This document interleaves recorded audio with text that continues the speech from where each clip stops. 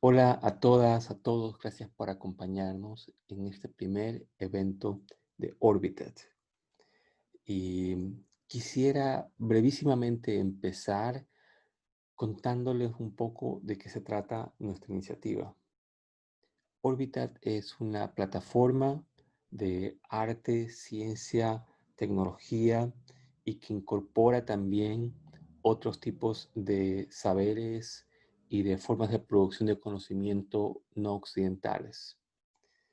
La plataforma apunta, ante todo, a generar diálogos y colaboraciones entre artistas y científicos en Latinoamérica. Y nada, voy simplemente ahora a agradecer a los miembros del equipo de Orbitat, mis colegas, quienes realmente han dado un montón para que esto se realice. Ana María Gómez López, artista, antropóloga, investigadora. A Ana María Rat, una antropóloga y también experta en educación.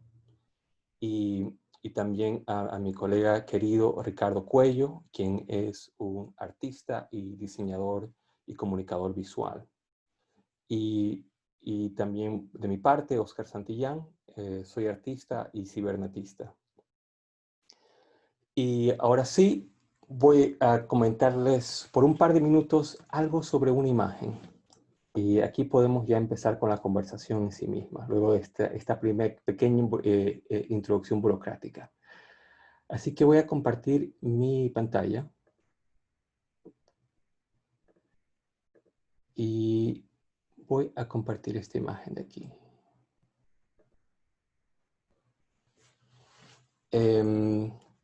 Esta imagen es un monumento que está en Japón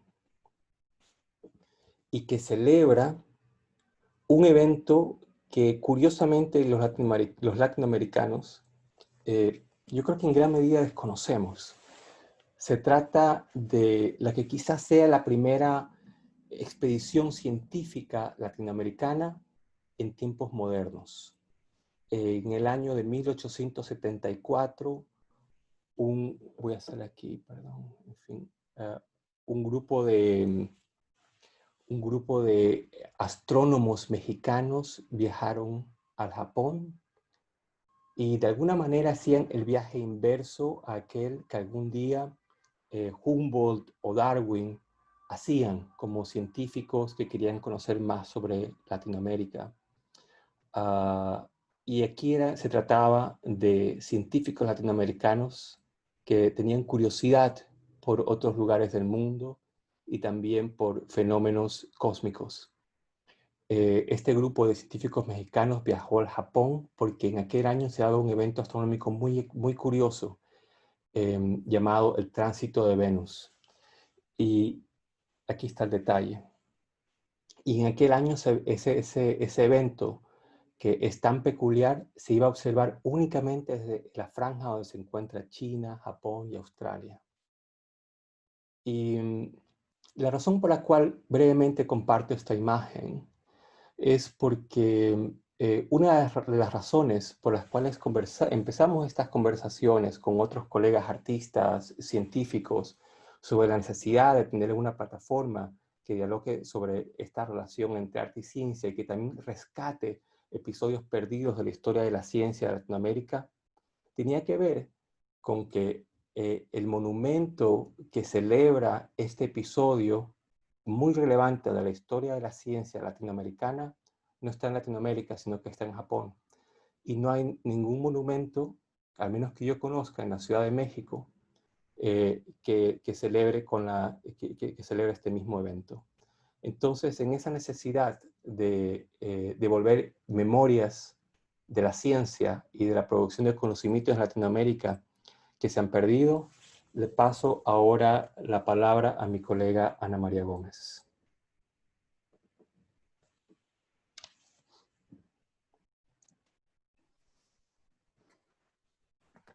Hola a todos, es realmente un gusto y un placer poder ver a tantas amistades y ver tantos nombres nuevos también. A mí se me ha asignado la tarea de presentar el evento, pero emparejando primero con una historia para luego ya dar comienzo al diálogo que tenemos en este momento. Quisiera empatar con una imagen la historia que nos cuenta Oscar. Y voy a compartir mi pantalla.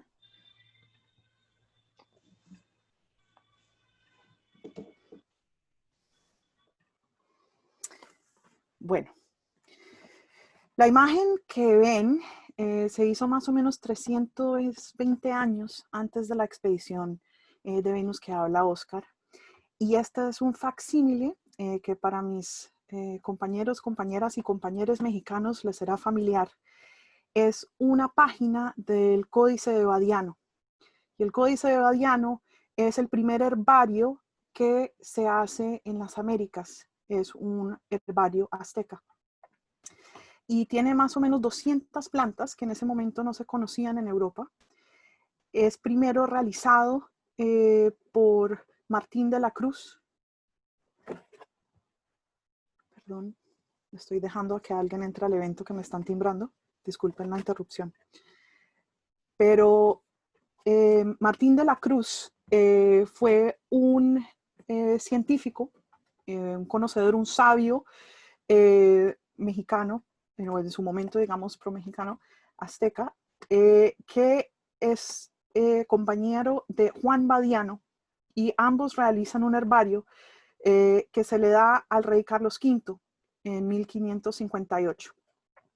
Tanto Badiano como de la Cruz fueron sobrevivientes de una pandemia, que para mí eso en estos momentos creo que es pertinente, que el primer herbario médico y de conocimiento nativo, indígena, se hace a partir de manos que sobrevivieron ellos mismos una de las múltiples pandemias resultado de la colonización española. Y cuando veo esta imagen en particular de la begonia, que se le receta la glaucoma, para mí es muy conmovedor. En mi propia obra, la begonia tiene un papel singular en el que en este momento no puedo entrar a describir, pero que quisiera resaltar como uno de esos conocimientos desconocidos realmente, digo, totalmente en un terreno abajo común en las Américas, en esas llamadas Américas, pero que durante siglos permanece en el Vaticano, en la Biblioteca del Vaticano, hasta que a comienzos del siglo XX es rescatado por varios historiadores. Entonces, sin querer quitarle más tiempo a nuestros presentadores, quise escoger esta imagen porque nos permitía quizás ver un punto de arte y ciencia muy, muy viejo, digamos que cumple en ese momento que hace 500 años, y que de todas formas sirve como un marco para introducir un dentro y un afuera, un conocimiento o conocimientos y epistemologías ancestrales que se empatan y hilan y de alguna manera se desdibujan en el conocimiento de Occidente. Y este primer encuentro de Orbitat tiene como sentido empezar a rescatar esa historia. Sabemos que Orbitat no es el único grupo que tiene esta misión. Al contrario, han habido muchos colegas predecesores. Resalto solo algunos de ellos. Red Cat Sur, por ejemplo, o la Red Suratómica, la Asociación Tecnológica Andina, en fin, muchas experiencias que esperamos podemos empezar a construir lazos con ellos, pero quisiera ya entrar al evento que nos llama, comenzando con una presentación a Sebastián Vidal, nuestro primer panelista. Y Sebastián Vidal es un historiador del arte, curador, profesor de la Universidad Alberto Hurtado, también director de la Fundación SEDA, del Centro de Estudios de Arte en Santiago. Su libro más reciente se titula En el principio, Arte, Archivos y Tecnologías durante la Dictadura en Chile. Y realmente una de sus especialidades es Juan Downey. Y con eso quisiera darle la palabra ya a Sebastián para que comencemos esta conversación.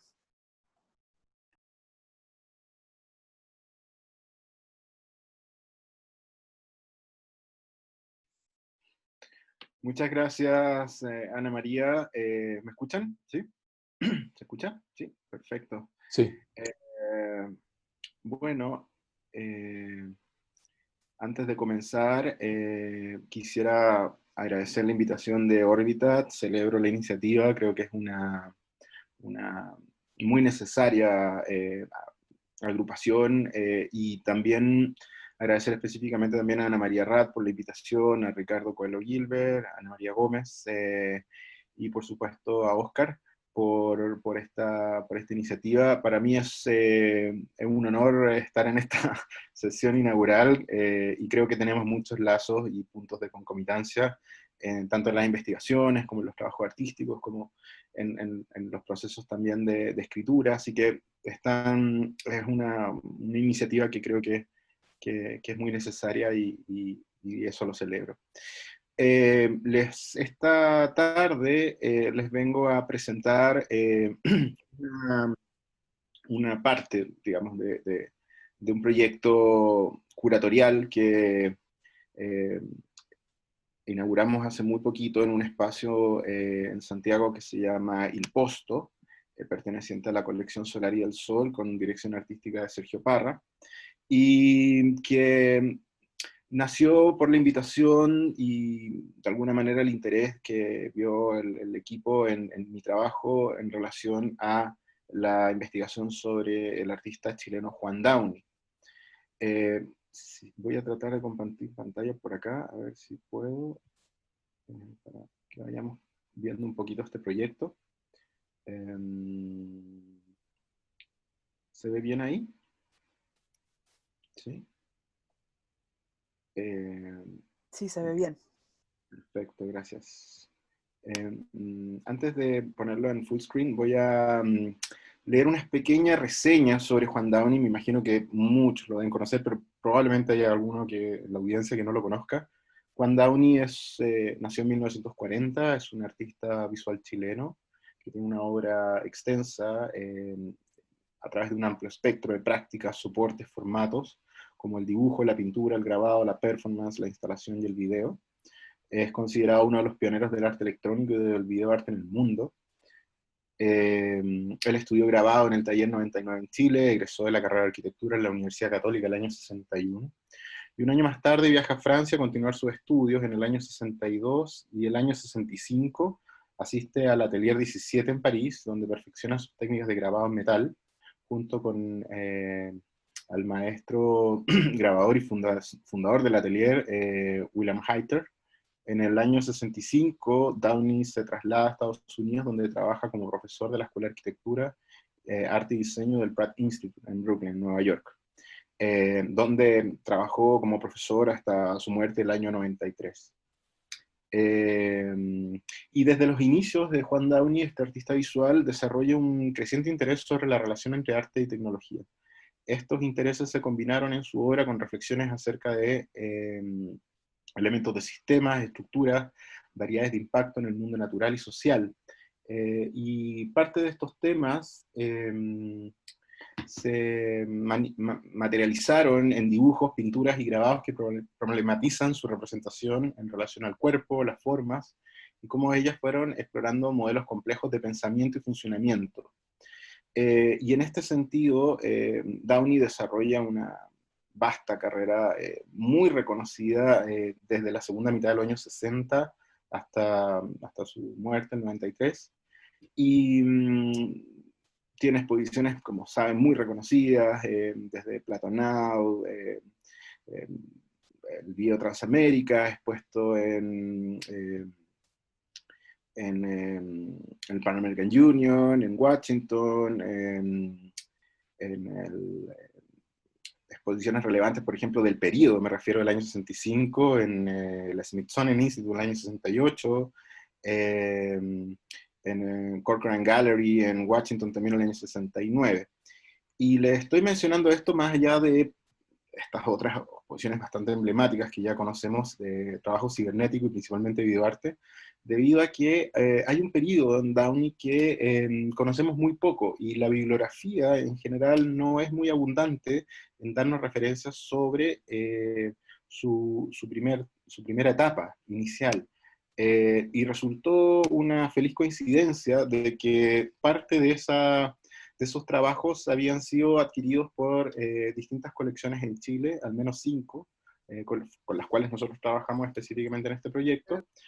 Me refiero a la colección Solar y el Sol, a la colección de Pedro Montes, a la colección de José Darío Gutiérrez en Colombia, a la colección de Sergio Parra y también a la colección de la Galería Ninat. Nos dimos cuenta que había un corpus de obra que estaba dentro del rango de esta década de los años 60 completo, y que generaba ciertos puentes que empecé a desarrollar a partir de este proyecto curatorial. Entonces, quiero partir con esta pequeña frase, ¿no?, de Juan Downey, que al menos nos ha servido para iluminar bastante el camino sobre este trabajo exploratorio en relación a todas estas tensiones que se van generando en función de la idea de vínculos entre arte, ciencia y tecnología. Downey dice: al transformar el medio ambiente en células de formas variadas, integrando un todo sinérgico, los ordenadores introducirán un humanismo místico. En algunos seres humanos, las ondas cerebrales están en simbiosis con los fenómenos naturales. La comunicación con otros y con el medio ambiente es total. Esto lo dice Juan Downey en un texto que se llama Technology and Beyond, del año 73, y motivó un poco esta noción de comunicación, que es un espectro que Downey trabajó durante toda su vida, en función de cómo llegar a elementos tan sofisticados de pensamiento, de visión compleja de mundo, donde se involucraba la relación de la experiencia vital, por un lado. Esto lo podemos ver claramente con la serie de video Transamérica y su experiencia con los Yanomamis, hasta trabajos de autorreflexión y autocrítica sobre la propia historia del arte, ¿no? Y en ese sentido uno empieza como a analizar, bueno, estos intereses se van materializando en una primera etapa, pero aún así el cuerpo de obra era muy ambiguo, muy diverso, y eso nos llevó de alguna manera a encontrar estas series de núcleos que fuimos diseñando en esta primera instancia como ejes curatoriales. El primero de esos ejes se llama Transustanciar el cuerpo y la máquina, y toma como modelo, ¿no?, la posibilidad de interacción entre las máquinas, el ser humano, y un elemento que atraviesa todo este primer, digamos, periodo es la relación con el erotismo, lo místico, el trabajo y la relación también sobre la muerte y la vida, ¿no? Son elementos que están sumamente marcados en este primer periodo de la obra de Juan Downey. Partimos con esta imagen, ¿no?, que es una pieza, un aguafuerte, una aguada, perdón, sobre tinta en papel, del año 62, que realiza en Barcelona. Este es el primer registro que nosotros tenemos, al menos en la exposición, de estos trabajos iniciales que, como les decía, lo realiza en Barcelona, en estos primeros tránsitos, y está todavía marcado una fuerte influencia desde el expresionismo, desde la integración también con elementos propios de cierta figuración, pasando también por códigos un tanto surrealistas que los vamos a ir viendo a continuación en esta, por ejemplo, imagen. Sin embargo, se van dando algunos elementos interesantes, por ejemplo, una fuerte carga marcada hacia lo orgánico. Hay un interés profundo en este primer Downey, en este Downey, digamos, primogenio, en explorar ciertas fuentes o ciertos indicios de relaciones orgánicas. También calza con el hecho de que por esos mismos años se descubre el microscopio atómico, creo, que puede permitir ver tipos de células. Entonces, Downey estaba muy interesado en llevar todo ese conocimiento de la imagen celular, orgánica, también a matrices de grabado. Vivant es un ejemplo de ello. Es una obra totalmente abstracta, donde claramente vemos cierto influjo expresionista, pero hay una carga orgánica muy manifiesta en ello, aun cuando no podemos todavía definir qué es. De la misma manera, en el año 62 también, Downey está desarrollando este otro tipo de cuerpos de obra, donde las máquinas comienzan a establecer relaciones muy interesantes con elementos culturales. Esta obra se llama Micro, y pertenece justamente a una... En Chile a los buses urbanos se les conoce como microbuses, y se les llama Micro. Downey titula Micro a esta pieza, en función de una especie como de cuerpo orgánico, cuerpo máquina que se desmembra, ¿no? Como se abre en estas distintas piezas, pero que son piezas que demandan también una visión corpórea de esa máquina totalmente oscurecida en su interior, y que, por otro lado, no, nos deja ver una especie como de cuerpo amorfo, anómalo, donde también nos empieza a liberar elementos de la imaginación hacia la ciencia ficción y hacia otros códigos que yo creo que también van a estar muy en puente con la otra presentación. Y eso de alguna manera manifiesta que pese a que está en Europa, está con la cabeza muy anclada en cosas muy locales chilenas también. Algo que no conocíamos tanto de la obra de Downi. Otro de los trabajos interesantes que se dan en estos primeros años, en estos, digamos, primera mitad de los años 60, es este trabajo, por ejemplo, que se llama El nudo de la vida, que da título a esta exposición, donde podemos ver una cosmovisión cuatripartita de la vida. En ese sentido, vemos por una parte lo bestial, lo erótico, el cuerpo, vemos también un cuerpo que muestra dos pequeños organismos internos, ¿no? Eh, Aparece un órgano femenino también en exposición, cuerpos que están en tensión y que se anclan en esta noción del nudo. Y ahí viene un elemento que a mí al menos me generó cierta matriz de inspiración para empezar a trabajar sobre cómo unar esto en función de esa idea del nudo. Y ahí tomo la tesis de un antropólogo que se llama Tim Ingold, sobre la idea del nudo, y la idea del nudo como no solamente el condensador de ciertas energías, de ciertas fuerzas, sino como también un, una matriz que permite también establecer rastros de la memoria. Y eso es muy interesante porque cuando uno genera un nudo o anuda algo, al desanudarlo siempre queda la traza del nudo. Es decir, por más que más fuerte el nudo, va a quedar siempre una especie como de huella, registro o marca dentro de ese nudo. Al menos eso a mí me generó cierta proyección hacia el Downi posterior. Y en ese sentido, el nudo de la vida, o esta obra emblemática, a mí me servía como elemento para pensar que desde ese nudo se pueden desanudar otros elementos, y que esas trazas, esas, digamos, memorias del nudo, van a quedar reflejadas en trabajos posteriores que van a estar en pleno diálogo con este Downi, insisto, bastante inicial, bastante primario, sobre sus pulsiones, pero vemos una persona con una mente bastante inquieta, con un canal surrealista muy, muy profundo, marcado, con una todavía figuración muy, muy manifiesta, que empezará a ir generando cierta ambivalencia en las obras posteriores de Downi. Vemos acá otro trabajo que está en la exposición. Bueno, en paréntesis, la exposición está en cuarentena durante estos días, no la hemos podido ni siquiera inaugurar, quedó todo montado en sala, y justo se decreta la cuarentena acá en Chile, y lamentablemente bueno, la situación está bastante compleja, entonces finalmente por lo mismo ha estado suspendida, pero la decisión del Posto es mantenerla hasta que se pueda reabrir presencialmente, porque de verdad estas obras, si bien se ven muy bien en estas imágenes, hay una necesidad de presencialidad importante, porque ninguna buena foto en este sentido le va a hacer justicia a lo que se ve realmente en vivo. Además los formatos son bastante grandes, estamos hablando de esta obra mide casi 2 metros, o sea, son piezas bastante grandes, pinturas enormes de Downi. Esta es 1,16 m, la micro también es grande, es como 1,5 m. Entonces son piezas bastante impactantes de ver en su dimensión.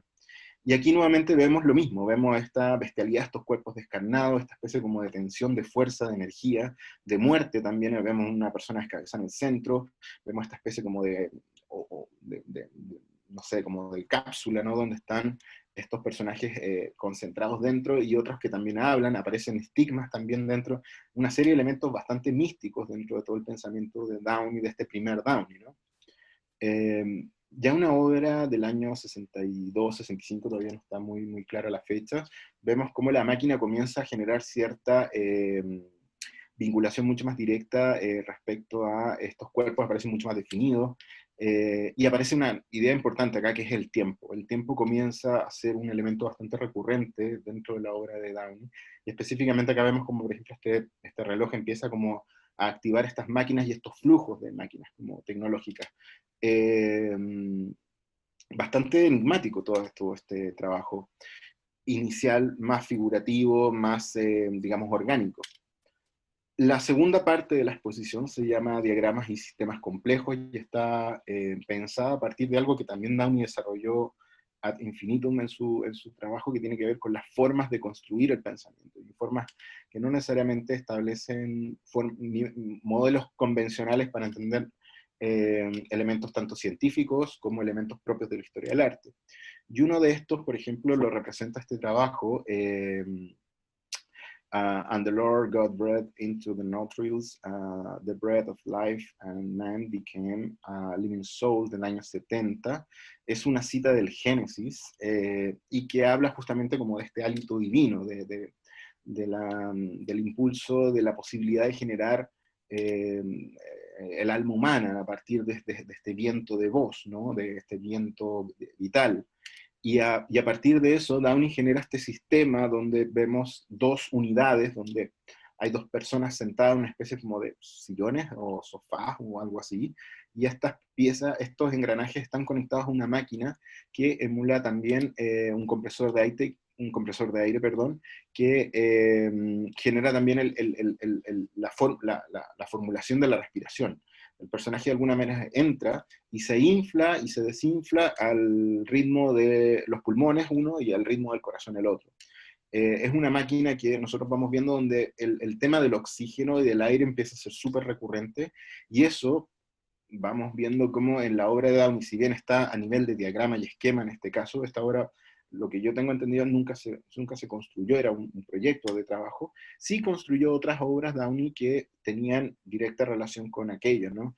Y uno de estos es el trabajo que hizo con Gordon Matta Clark el año 72, una pieza bastante conocida que se llama Fresh Air, que técnicamente es una especie como de carrito, ¿no? Carromato con unos tanques de oxígeno que pasearon Downey y Matta Clark por Wall Street, por el lado del sector financiero en Manhattan. Es interesante porque de alguna manera la ironía de ellos era, bueno, démosle oxígeno, oxigenemos este ambiente tóxico financiero de Wall Street, ¿no? Con aire puro. Y generaron esa máquina para darle aire puro a la gente en ese momento, ¿no? Entonces es interesante cómo, de alguna manera, una pieza que en este momento, digamos, del año 70 estaba en bosquejo, ¿no? Aparece ya materializada en una obra colaborativa con Gordon Matta Clark. Lo mismo sucede con Against the Shadow del año 69, un trabajo bastante interesante que está en la exposición y que va definiendo el diagrama de trabajo de una pieza que el año 69, el mismo año, ya se materializa y se construye. Acá pueden ver la pieza ya construida. Una pieza bastante conocida de Downey, donde a través del movimiento corporal sobre unas fotocélulas sensibles va generando efectos va prendiendo unas ampolletas al otro lado, un efecto lumínico, en función de que una sombra puede activar una luz. Eso es bastante interesante en este caso, como el trabajo a partir del ejercicio de la sombra. Y algo que a Downey también le daba vuelta en la cabeza bastante fuerte, ¿no? Esta idea de que de las sombras, ¿no? Lo vamos a ver también en Platón ahora, Platonado, un trabajo posterior donde él genera esta especie como de caverna de Platón con estos televisores y las ondas gamma, ¿no? Tratando de entrar, alfa, perdón, las ondas alfa de sonido, tratando de entrar, ¿cierto?, para generar esos estados de reflexión y meditación. En este sentido, las fotocélulas sensibles, ¿no? Derivan de algo que me pareció muy interesante, que en el año 1913, como pueden ver, tiene una doble división de años, del 68 y el 13. En el año 13, Downey integra dentro de esta pieza una patente, una licencia de un portugués, si no me equivoco, que había generado justamente el sistema inicial en el cual se inspira Downey. Entonces, en ese sentido, hay una idea de investigación científica sobre estos movimientos de cuerpo ápticos, digamos, y reflexiones fotosensibles en otro lado. Son una patente americana, ¿no?, del año 1913, y él la instala dentro de la obra también, como una forma de plasmar y manifestar que esto es un trabajo científico que deriva de un copyright anterior, no es que él la crea, sino que él de alguna manera hace manifiesta esa presencia de investigación previa, ¿no? Como les decía, acá está la pieza ya instalada hasta el año 69. La exposición también tiene otro trabajo que se llama Aristóteles, Platón, y que es también un diagrama, una especie de esquema bastante interesante sobre una pieza de la colección de José Darío Gutiérrez en Colombia, donde vemos que con dibujo de grafito y lápiz graso sobre papel, él va construyendo una especie como de mapa sinóptico o de mapa conceptual respecto a elementos propios de la filosofía, del arte, del psicoanálisis. Además, bueno, no aparece en el título, pero está incorporado el pensamiento de Freud en amarillo. Entonces vamos viendo cómo es todas estas ondas, o el pensamiento se va decantando en una integración de ondas a partir de distintos elementos que involucran lo subjetivo, lo político, lo moral, lo histórico. Este trabajo va incorporado también con reflexiones desde artistas hasta historiadores del arte, estetas, en una especie como de mapa, digamos, casi en este sentido tomando quizá el mapa de Alfred Barr con el que se construye el MoMA, ¿no? Como una idea como de diagrama, en el cual él se apoya en Douglas M. Davis, que es uno de los pioneros en el trabajo de arte net en el mundo. Él desarrolló, si no me equivoco, la Documenta 6, el primer trabajo de, de interconexión satelital. Después, posteriormente, hizo trabajo de NetArt. Ha sido un tipo bastante pionero, y él, de alguna manera, era un crítico. Él escribía en Newsweek, era una persona bastante, digamos, conocedora de la historia del arte, y él hizo una especie como de apoyo. Entonces, es interesante porque uno podría pensar, bueno, un artista pensando en un diagrama para la historia del arte a partir de todo este ejercicio en una obra. Eso es lo más interesante, que aparece en una obra, no es como un manual, sino que es una obra misma, creada justamente en trabajo coordinado para generar un autoexamen de la propia historia del pensamiento crítico, del pensamiento occidental, y la reflexión sobre el arte, en una pieza. O sea, fantástico, de alguna manera, como Downey esto lo fue materializando. Y este elemento inicial que nosotros podemos ver acá en el año 68, se despliega también en otros elementos propios del videoarte, donde Downey sigue generando colaboraciones, por ejemplo, en Information Whittlesey, con Leo Steinberg, por ejemplo, el historiador del arte, donde siempre va incluyendo al historiador del arte como una especie como de ejercicio para el análisis de la imagen, en este caso la información retenida. La tercera unidad, y para ir ya apurando un poco la presentación, utopías tecnológicas, energías, ondas y territorios, se enfoca principalmente en elementos que Downey, insisto, desarrolló en extenso en su trabajo posterior de los 70 y los 80, y específicamente en Latinoamérica. Se focaliza mucho en la representación de América Latina, y una de las piezas centrales, digamos, que se genera acá es este mapa de América, ¿no? América del Norte, América del Centroamérica y América del Sur, donde él genera una especie como de concierto satelital. Es muy interesante esta pieza, este trabajo de Juan Downey, porque aparece toda una especie como de energía electromagnética donde se incorporan los rayos gamma, los rayos X, los rayos ultravioleta, y van estos rayos como saliendo, emanando desde, en este caso, el territorio chileno, las costas chilenas, si lo podemos ver ahí en el número 2 en Santiago, y a partir del satélite se hace un concierto en Santiago, se proyecta un satélite que tiene forma de vinilo. Es muy interesante esa imagen, porque el satélite es un vinilo. Quizás hoy en día, como estamos todos en esta, digamos, revolución de la música más análoga, y está este revival del vinilo, la imagen física análoga del vinilo representa justamente una comunicación satelital. Aparece el vinilo como referido como el satélite, y por otro lado la música llega a Nueva York para generar un concierto en directo, un proyecto de un festival de vanguardia, ¿no? En Nueva York en el año 69. Y esto a mí me motivó mucho, porque en parte los satélites es algo que yo he trabajado también como en mi libro y en otros elementos anteriores, cómo esta idea de ciertas tecnologías van generando ideas utópicas, ¿no? Y estas ideas utópicas nacen también de varios elementos. Uno quizás que yo incorporé en la exposición como una especie de satélite, justamente. La muestra de esta pieza está todo en muro, y esta es la única pieza que está sola como en el centro de la galería. Y es un dibujo maravilloso de una obra súper conocida de Martha Minuchin, de Wolf Bostel y Alan Capra, un dibujo de Bostel, del año 66, con el primer anuncio del Happening a 3 países, ¿no? Donde estaba Nueva York, Berlín, Buenos Aires, que se generó desde Buenos Aires en el Instituto Di Tella, y pensándolo también como una especie como de, digamos, ejercicio de ecualizar elementos en 3 puntos a partir de un satélite. Lo que ven en el centro es el satélite Early Bird, que fue el primer satélite de comunicación, comunicación civil, ¿no? Ya no militar, y el Early Bird tenía que generar, transmitir en directo esta performance en los 3 países. Bueno, ahora estamos muchos aquí latinoamericanos conectados en Zoom.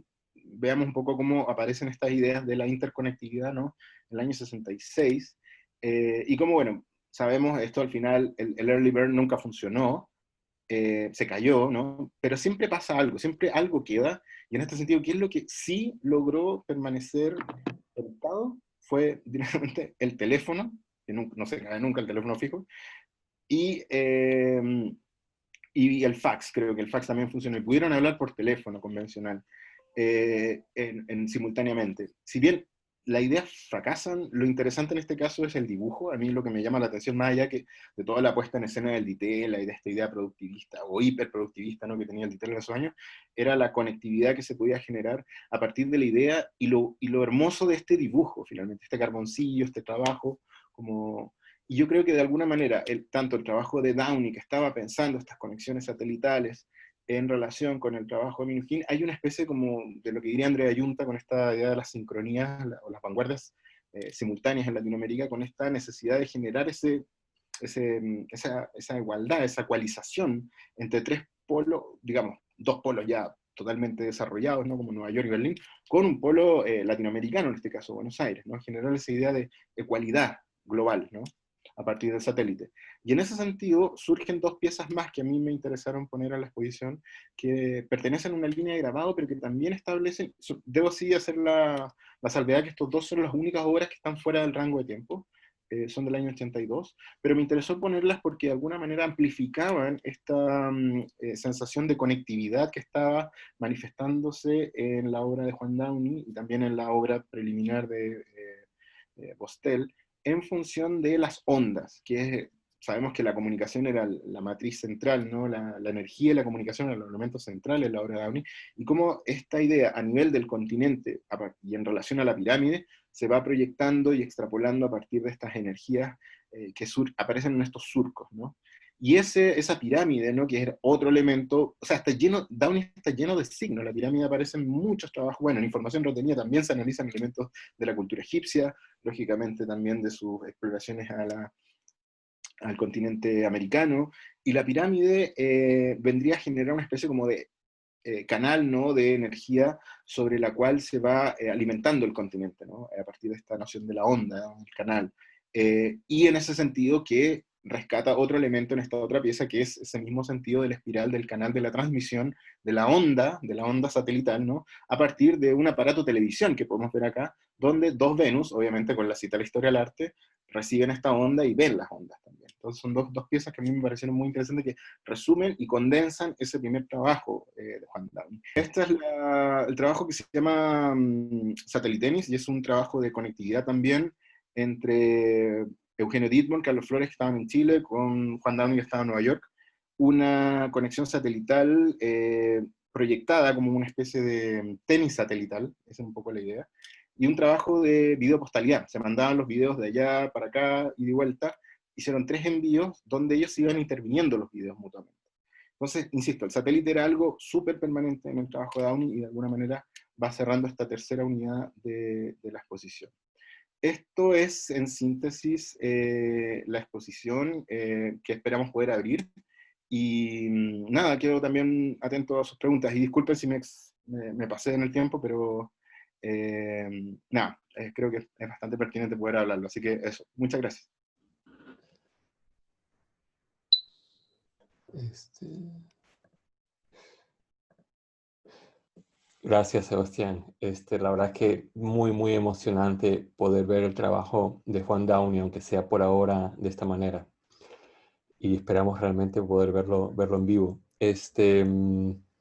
Y ahora quería pasar a presentar a nuestros siguientes panelistas. Y se trata de nuestros colegas que están todavía con el mute puesto ahí porque parece que están murmurando algunos secretos. Entonces, Mayra Rofe y Juan Pablo Anaya, colegas, muchísimas gracias por estar aquí. Brevísimamente voy a hacer la introducción. Juan Pablo es filósofo y escritor, es coordinador del proyecto Aparato SIFI, candidato al doctorado de filosofía por la UNAM y maestro de literatura por la Universidad de Warwick. Publicó el libro Kant y los extraterrestres en el 2012, del cual tengo una copia y que he disfrutado muchísimo. Y Mayra Rofe es una filósofa y escritora, colaboradora del proyecto Aparato SIFI, candidata a doctora en filosofía por la UNAM, maestra en sociología por la Universidad de Montreal y licenciada en literatura por la UTLAB. Trabaja en el Comité Internacional de la Cruz Roja en asuntos de migración. Y colegas, antes de pasarles la posta, simplemente yo quisiera mencionar aquí a quienes nos están viendo, que ustedes tienen dentro de Aparato SIFI un bot que es una locura y que la gente lo puede encontrar en Twitter, que se llama Laika Tereshkova, ¿no? Y es un bot que hace sí, unos ejercicios poéticos muy, muy radicales. Así que yo estoy así bastante fascinado con ese punto de entrada Aparato SIFI y los dejo para que continúen. Bueno, pues, híjole, qué fascinante invitación, la verdad, después de escucharlos a los tres. Hay un montón de puntos de convergencia y no sé, creo que no había estado en una charla tan interesante en Zoom desde que empezó la pandemia. Y pues sí, a lo mejor empiezo yo. ¿Cómo la ves? Bueno, entonces, pues sí, gracias a Ana María y a Oscar por la invitación. Tenemos una imagen aquí de Oscar congelado. Gracias Ana María y a Oscar por la invitación y qué gusto charlar con Sebastián y con todos los asistentes. Entonces, vamos a hablar del proyecto que tenemos que se llama Aparato SIFI. Déjenles compartimos la pantalla de Aparato SIFI. Si está en el Firefox.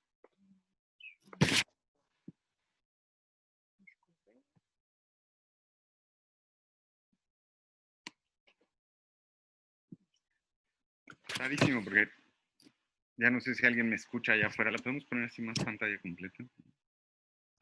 Y te escuchamos. Sí, sí. Gracias. Bueno. Sí, te escuchamos. A ver, entonces, Aparato SIFI es una plataforma que reedita y reescribe textos de ciencia ficción, escritos en lo que a nosotros nos gusta llamar entre el río Bravo y el río Suchiate. Y por ahora nuestra selección de textos va de 1692 a 1947. Entonces, cuando empezamos a hacer esta página, nos dimos cuenta que había un lío de derechos de autor con el que nos íbamos a enfrentar si queríamos antologar textos de ciencia ficción más actuales. Entonces, nuestro primer gesto fue, bueno, pues vamos con textos que quizás sean más antiguos.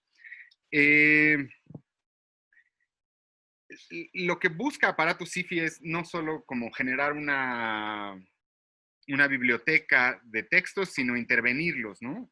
Aparato SIFI alberga una colección de textos que se pueden descargar de manera libre y hemos dado varios talleres como para reescribirlos. Entonces, y además hemos generado distintos bots que trabajan con los textos en la página. En síntesis, como que quería decir que Aparato SIFI quiere ser una biblioteca sombra o lo que en Internet se llama una shadow library, que busca intervenir estéticamente su base de datos o su colección de textos mediante estrategias de reescritura. Entonces, brevemente les platico tanto del ejercicio de reedición como del ejercicio de reescritura que lleva a cabo la página. Entonces, si entran a la página, en esta sección que se llama máquina de lectura, tenemos la selección de textos que se hicieron, de lo que nosotros, como decía yo antes, preferimos no hablar de ciencia ficción mexicana, sino de ciencia ficción escrita entre el río Bravo y el río Suchiate, que son los dos ríos que marcan las fronteras de México, por varias razones. La primera tiene que ver con la palabra que decía Ana María, ¿no? Eso de lo abajo común. Antes de que de que echáramos a andar aparatos SIFI, yo tuve el gusto de participar en un proyecto de traducción de un libro que se llama Los Abajo Comunes, de Fred Moten y Stefano Harney. Y una de las críticas que abren desde el pensamiento negro en Estados Unidos, desde el pensamiento afroamericano, es como a veces siempre tanto el pensamiento teórico como las narrativas historiográficas en la historia del arte de alguna manera presuponen la figura del Estado-nación, ¿no? Entonces, esto va porque muchos de los textos que se pueden ver aquí en la máquina de lectura fueron textos que la gente que escribe ciencia ficción aquí en México, que incluso está agrupada bajo una asociación, que es la Asociación de Ciencia Ficción Mexicana, fueron textos que todos estos escritores y escritoras fueron como rastreando, casi que para hacer la genealogía de su práctica. Y en este sentido, no decir ciencia ficción mexicana y decir ciencia ficción escrita entre el río Bravo y el río Suchiate, de alguna manera es como deslindarnos de la etiqueta que estos escritores habían querido construir. Y lo repito, fue la Asociación de la Ciencia Ficción Mexicana, fue la selección de textos, bueno, la lista de textos que hizo Gonzalo Martré y Gabriel Trujillo, que es uno de los antologadores de la ciencia ficción mexicana, que ha hecho un trabajo como increíble, pero un poco como haciéndole eco a la tesis de los abajocomunes, nosotros tampoco queríamos presuponer la función del Estado-Nación en nuestra propia narrativa y en la página, un poco porque incluso los textos que aparecen son anteriores al surgimiento del Estado-Nación mexicano, pero también un poco referirnos al río Bravo y al río Suchiate es una manera de decir, a futuro nos gustaría que esta página se relacionara pues con la ciencia ficción chicana, ¿no? Entonces queremos pensar esos límites geográficos como si fueran ya no solo algo que divide, sino algo que pone en comunicación dos espacios. Y lo mismo por el río Suchiate, ¿no? Como para empezar a tener por agenda un diálogo con la ciencia ficción centroamericana, pero también no referirnos al Estado-Nación mexicano es no hacerle eco al dominio del castellano, ¿no? Como la lengua escrita y la lengua escrita de la literatura, y nos deja pensar que podemos acercarnos a las muchas lenguas que se escriben en México y buscar esas narrativas futuristas en náhuatl, en mije, en maya, ¿no? Que es de las agendas pendientes. Pero nos decía Ana María que sería interesante que platicáramos un poco cómo Abajocomunes nos empujó a hacer hacer ciertas apuestas estéticas en la plataforma. Y el texto de los Abajocomunes de Moten y Harney es importante y fue importante para los movimientos del afrofuturismo, ¿no? Entonces, deslindándote de esa narrativa del Estado-Nación, ¿cómo puedes encontrar, por ejemplo, en lenguas indígenas, otras maneras de fabular futuro? Y de allí, ¿por qué queríamos decir que es de ciencia ficción escrita entre el río Bravo y el río Suchiate? Ahora, los materiales que están en aparatos SIFI, para empezar a discutir esta página de la reedición, en principio fueron digitalizados. Y decir que la digitalización tiene algo de reedición, pues es también como una manera nuestra de poner el acento en una práctica que se ha generalizado en Internet, que genera bienes comunes, ¿no? En páginas por las que me imagino muchos hemos pasado, como EPUB Libre, como Library Genesis, como Monoscope. Entonces, como Sci-Hub, entonces lo que nos apetecía era entrar a este imaginario de articulación de bienes comunes, de nuevo pensando en en los abajocomunes, el primer texto de los abajocomunes señala que antes de cualquier proceso de colonización ya existían como una red de vida en común y por tanto de bienes en comunes que presidía este proceso de colonización, o por lo menos es una de las primeras tesis del libro. Y hace rato que Ana María traía el ejemplo del códice que se hizo antes que hicieron las personas que sobrevivieron a la peste y tal, se me hizo un ejemplo perfecto, ¿no? Como de un conocimiento en común que existía antes de que se dieran los procesos de colonización y no sé, hay un interés en el proyecto de hacer eco a esta construcción de bienes comunes. Y eso un poco porque todo el material y la edición del material fue realizada con software libre. Trabajamos con otro colectivo que se llama Programando Libreros y el software con el que ellos trabajaron fue compilado por ellos mismos. Es un programa que se llama PECAS. Y todos los materiales están publicados con una licencia que, pues, es una licencia leal que permite copiar, etc. Había yo descargado uno de los EPUBs que permite distribuir el material, que tiene una discusión con el copyright, que sería interesante que retomáramos. A ver, vamos a...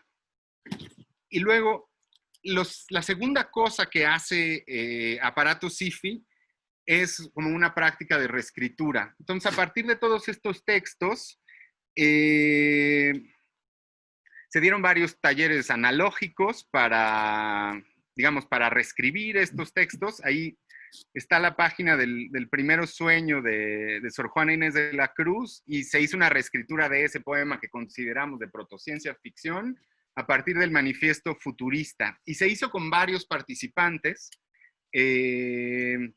generando formas de autoría colectiva. Entonces, digo, en Aparato SIFI intentamos varios experimentos estéticos. Pero quizá la reescritura llega hasta su punto más interesante. ¿Podemos abrir a Raquel, por favor? Llega hasta su punto más interesante en un bot que se programó que se llama Raquel 1692.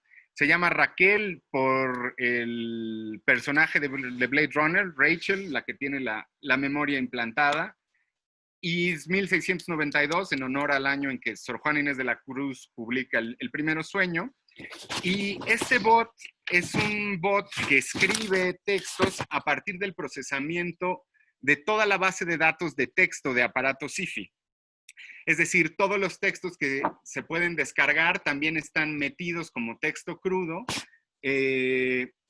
Y el bot lo que hace es hacer un proceso de cadenas de Markov, como que analiza estadísticamente la base de datos y tú le das una palabra y entonces identifica qué palabras son las que aparecen más frecuentemente junto a la palabra que le diste y construye textos. Los invito a que lo utilicen. Ahora que íbamos a hacer la presentación para Orbitat, yo le di la palabra Orbitat y Raquel 1692 escribió lo siguiente. Orbitat y apretar ligeramente. De la ciencia y la tecnología del cuerpo como máquinas deseantes, disipando entropía mediante flujos, no están aún también de aquellas personas que participan de la reproducción superior al original. El universo mecánico de Laplace, tan seguros. La máquina y aparatos están bajo custodia armada. Bueno, eso es el trabajo que hace el bot. Y finalmente, para no colgarme demasiado y pasarle la palabra ya a Mayra, estamos trabajando en generar, a partir de los textos que están allí, una antología de textos. Tenemos un debate por si llamarle antología o crestomatía. Tenemos el primer borrador ahí en la selección de fragmentos. Es decir, todos estos textos son bastante complejos y enredados ideológicamente, narrativamente y tal, y quisimos hacer una selección de lo que más nos interesaba para compartir la lectura y de ahí le sigue Mayra, ¿no? Bueno, muchas gracias. Y gracias por la invitación y por la iniciativa de la plataforma. Estamos emocionados de ver qué sale.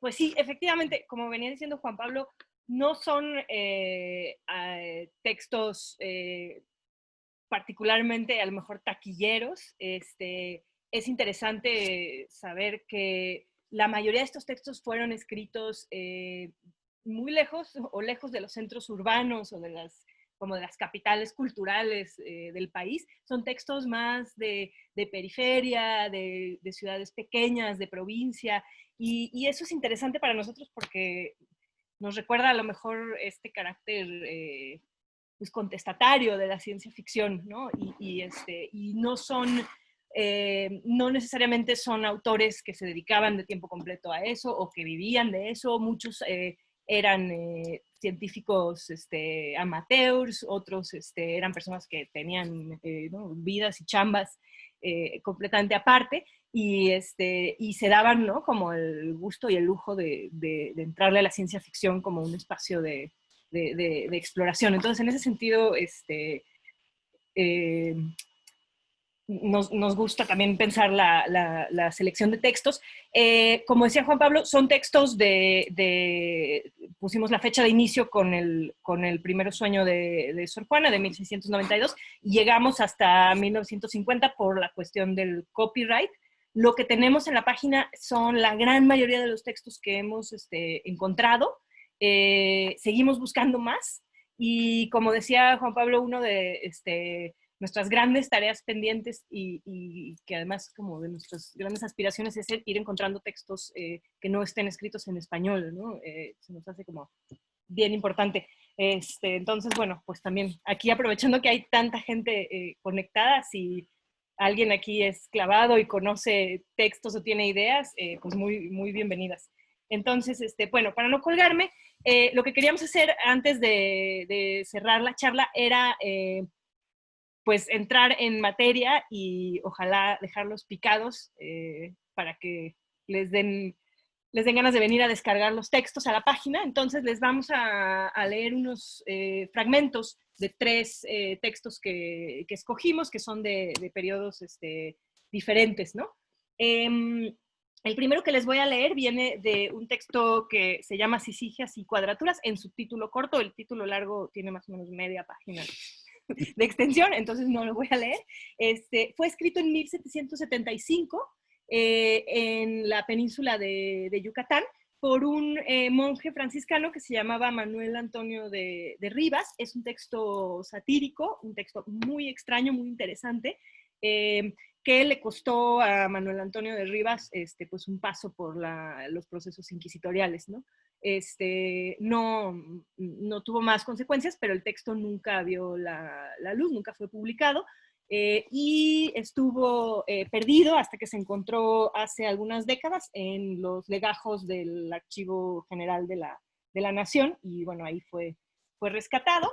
El texto narra un congreso de habitantes de la Luna, que ahí en el texto se llaman antíctonas, y están haciendo este congreso después de que recibieron una carta que recibieron de la Tierra con algunas indicaciones astronómicas, y estando en ese congreso irrumpe de repente un carro volador en el que viene montado un terrícola que se llama Onésimo Dutalón. Entonces, algo muy interesante del texto es que está narrado desde el punto de vista de los antíctonas. Quien habla ahorita que en el fragmentito que les voy a leer es uno de los miembros de este congreso de antíctonas, ¿no? Entonces, dice: estando para disolverse el congreso a que yo asistí como secretario y computista, vimos cómo a distancia de 2 millas y media, un carro bajo el volante instruido de 2 alas y un timón puesto donde debe estar, que venía rompiendo nuestra atmósfera a una celeridad increíble. Al principio pensamos que todo era ilusión, pues no hay memoria ni tradición de haberse visto jamás en nuestro orbe hombre alguno en cuerpo y alma. Salimos a conducirle a nuestro Ateneo, y después de haber hecho el arraez una profunda reverencia, dio cuenta muy por menor de su viaje y destino. Mensieres, dijo, yo me llamo Onésimo Dutalón. Nací en un pequeño lugar del Bailliage d'Estampes, en Francia. Hice mis primeros estudios en mi patria, mas viendo que la filosofía de la escuela era inútil y que no podía ser doctor chico ni grande, pasé a París, en donde me entregué con aplicación infatigable al estudio de la física experimental, que es la verdadera. Y con esta ocasión, después de una meditación pausada en las obras de aquel espíritu de primer orden del suelo británico, el incomparable Isaac Newton, me hice dueño de mi patria, me hice dueño de los más profundos arcanos de la geometría. Hasta ahí me quedo. Bueno, el siguiente texto, nos vamos a saltar ahora sí que un par de siglos, porque lo podemos hacer, y vamos a leer un fragmentito de un texto de 1919, de la novela Eugenia, escrita por Eduardo Ursáiz. Eduardo Ursáiz nació en Cuba, pero se va joven a estudiar una vez más a Mérida, Yucatán, y se queda ahí a vivir el resto de su vida. Es un médico, es un psiquiatra, una persona que abogó fuerte por los derechos de las mujeres, extrañamente, ahora que les lea el fragmento van a ver el contraste, y además fue el director del manicomio, del psiquiátrico de Mérida, ¿no? Durante varias décadas. Entonces, Eugenia es una de sus pocas obras de ficción, más bien él publicaba otro tipo de trabajos más bien académicos. Aquí se dio como vuelo, y es una... Ahí está interesante, podemos platicar si es una utopía o una distopía o ninguna de las dos, pero bueno, lo que está planteando Ursáiz es un mundo futuro, tropical, ¿no? Claramente ubicado en algún lugar de Latinoamérica caluroso, donde la reproducción ha quedado a cargo del Estado por completo, es regulada por el Estado, y donde las mujeres se ocupan únicamente como del proceso de concepción, y inmediatamente después los cigotos son transferidos a cuerpos de hombres que se encargan de la gestación, de llevar el feto a crecimiento, y después los niños nacen con una cesárea, y fuera de los que se dedican a la reproducción, todo el resto de la población ha quedado esterilizada, y como dice en la novela, pues como liberada de las cargas de la paternidad, de la maternidad, ¿no? Entonces,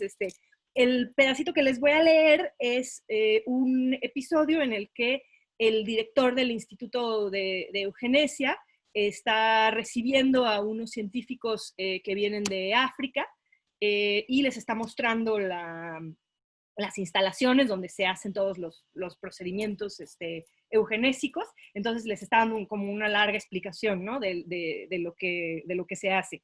Y entonces es muy útil ese capítulo para darles así un buen retrato de qué va la novela. Entonces aquí habla el científico, ¿no? Hace cerca de 300 años, un ilustre coterráneo nuestro, cuya es la estatua que habréis visto a la entrada de este edificio y de quien no es necesario repetir el nombre por ser conocido en el mundo entero, demostró experimentalmente que el óvulo de los mamíferos, una vez fecundado, puede desarrollarse en la cavidad peritoneal de otro individuo de la misma especie, aún de sexo masculino. Él partió de la observación de las gestaciones ectópicas y naturalmente hizo sus primeros ensayos en los animales de laboratorio. Toda la dificultad estaba en modificar, en feminizar, por decirlo así, el organismo del animal macho, y cuando esto se logró, merced a las inyecciones intravenosas e intraperitoneales de extractos ováricos, el ingente problema estuvo prácticamente resuelto. Es como 3 páginas después. ¿Cómo empieza el párrafo? Los progresos. Okay. Aquí les va a ir poniendo Juan Pablo el texto en pantalla para que ustedes también lo puedan seguir. Sí. Esto es un poquito más adelante, sigue la presentación, y aquí les va a hablar de la esterilización, ¿no? Los progresos de la cirugía séptica han permitido hacer la esterilización de los hombres y de las mujeres sin alterar en lo más mínimo la complicada sinergia de las secreciones internas ni el dinamismo humoral. Empezóse por practicar esta operación, salvadora de la especie, a los criminales natos o reincidentes, a los locos y desequilibrados mentales y a ciertos enfermos incurables como los epilépticos y tuberculosos. Más tarde, algunos individuos de uno y otro sexo comenzaron a hacerse esterilizar voluntariamente para huir de las cargas económicas de la paternidad o de las fisiológicas de la maternidad. Hoy que la paternidad ha dejado de ser una carga para el hombre, pobre o rico, y que la maternidad no pasa en la mujer más allá de la concepción, El gobierno tiene bajo su inmediato cuidado y vigilancia la reproducción de la especie. Hace esterilizar a todo individuo física o mentalmente inferior o deficiente y solo deja en la plenitud de sus facultades genéticas a los ejemplares perfectos y aptos para dar productos ideales. Bueno, hasta ahí me quedo. Como ven, pues es un texto escrito en 1919, que es un momento en que está emergiendo la eugenesia, ¿no? Como una práctica científica que va a agarrar muchísima popularidad en diferentes partes del mundo y en Latinoamérica, ¿no? Que va a tener varios efectos y derivas muy, muy interesantes, ¿no? Para los próximos 20 años. Este es como bastante temprano, ¿no? En términos de la reflexión eugenésica, y en ese sentido también, ¿no? Es muy interesante. Bueno, el último fragmentito que les queríamos presentar es de la novela Su nombre era muerte, de Rafael Bernal. Es creo que la más reciente que tenemos en la antología, es de 1947. Rafael Bernal fue un escritor, un diplomático mexicano. Es particularmente conocido por su novela El complot mongol, que quizás algunos de ustedes conocen, y es una novela muy, muy divertida. Este es un experimento un poco diferente y creo que atípico, ¿no? Para lo que él tiene normalmente en su obra. Y Su nombre era muerte narra la historia de un misántropo que además es alcohólico y además tiene un oído absoluto, aunque no sabe mucho de música, y se cansa de vivir en la civilización, decide irse a vivir a la selva lacandona, que es uno de los espacios quizás más remotos, más tropicales de México, y entre la borrachera y la soledad se dedica con mucha atención a escuchar a los mosquitos y a aprender su lenguaje y a desentrañar su lenguaje, y después a ver si encuentra manera de comunicarse con ellos de regreso, ¿no? Entonces, aquí habla el protagonista en este fragmento. Entonces les pongo en pantalla el texto que está por leer Mayra, un poco para que también la puedan seguir. Acá está, ¿no? Sí. Venga. Cuando ya pude entender todo lo que decían los moscos, se me ocurrió que tal vez pudiera imitar sus sonidos, y por lo tanto, hablarles en su idioma y entenderme con ellos. La cosa no era tan fácil como parece. El hecho de hablar en música, en las 4 escalas, haciendo distingos de semitonos, presentaba para mí, con una cultura musical muy mediocre, un gran problema. Muchos días los pasé ensayando y ensayando las frases más simples, pero mis sonidos en nada se parecían a los que emitían los moscos y estaba seguro de no ser entendido. Traté entonces de emitirlo con algún instrumento y busqué en el Caribal de Mapache Nocturno, que estaba a unas cuantas leguas del nuestro, a Florentino Kimball, que decían era sabio en hacer flautas de barro y silbatos de carrizo. A ver, muevo la pantalla al siguiente fragmento que lee Mayra.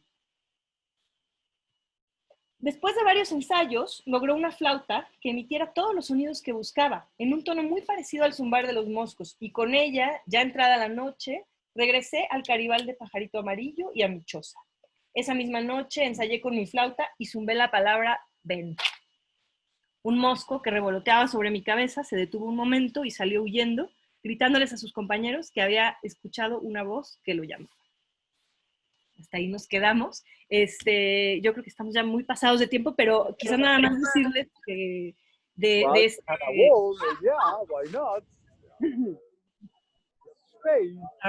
Nos entraron unas voces extrañas. Estamos cerrando la presentación.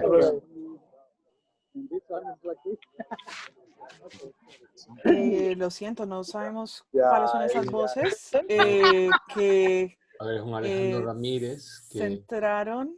¿Cómo tiene activado el audio. Ya, gracias. Gracias, Alejandro. Bueno, primero lo siento que de alguna manera algo acorde eso en la entrada de las voces después de escuchar los sonidos de los mosquitos y digamos, la operación de la máquina. Yo estaba ya, mejor dicho, pensaba que era parte del cuadro. Pero de verdad, Mayra, Juan Pablo, increíble este proyecto que para mí, digamos, veo tantos puntos de conexión con, digamos, el proyecto Juan Downey, estas aristas que Sebastián resalta en la presentación, y esta idea, digamos, del Transaméricas o las Transaméricas, que es la que nos convoca para este lanzamiento, que desdibujan, digamos, fronteras geográficas, marcos temporales, inclusive los mismos nombres de referentes geográficos que nos identifican, sea Estado-Nación o sea continente. Hubo una moción por parte del público que Aparatos IFI se ampliara al río Baker un poco más cercano, digamos, a las tierras natales de Juan Downey, y yo apoyo esa moción para que realmente el proyecto se vuelva hemisférico.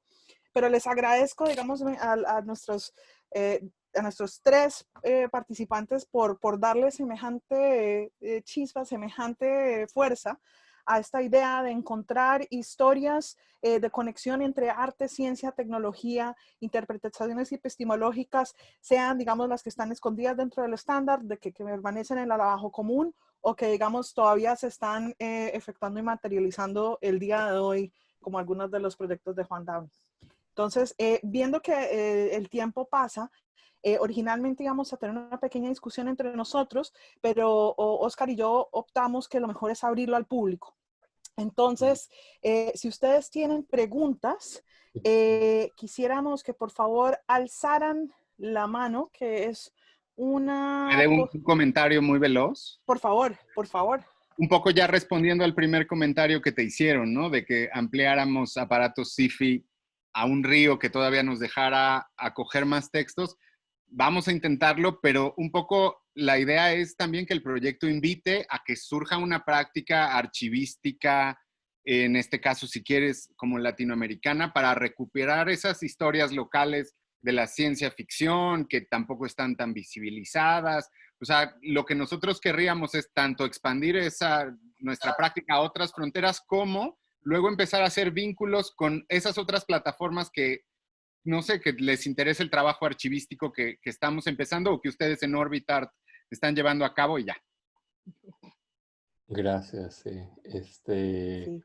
Y entonces, estamos aquí ahora abiertos a las preguntas que aparezcan. Yo estaba buscando la opción para levantar la mano y francamente yo mismo no la encuentro. Entonces, lo que pudiésemos hacer sería que quien quiera hacer En una el chat está pregunta, en el chat. En la zona del chat aparece la manito. y ya, ¿dónde? Bueno, si hay quienes la ven, perfecto. Yo no la veo. Sí, yo lastimosamente también la estaba buscando ahí, que sabía que antes se daba, pero no la veo. Sí, en todo caso, digamos que en este momento quien sea que quiera hacer una pregunta, simplemente por favor encienda su cámara, si así lo desea, y abra el micrófono y, y listo. De lo contrario, nosotros vamos a empezar con la conversación de nuestro lado. En la lista de participantes, si te vas abajo, dice levantar la mano. Raise hand. A ver, en la de Búscate la en lista la de participantes. no, no es en el chat entonces, sino No, en la lista de participantes, abajo a la derecha dice levantar la mano. ya, listo, listo. A ver, colegas, listo. Entonces, ya Mil sabemos gracias. que Julián tiene aquí una pregunta. Entonces, por favor.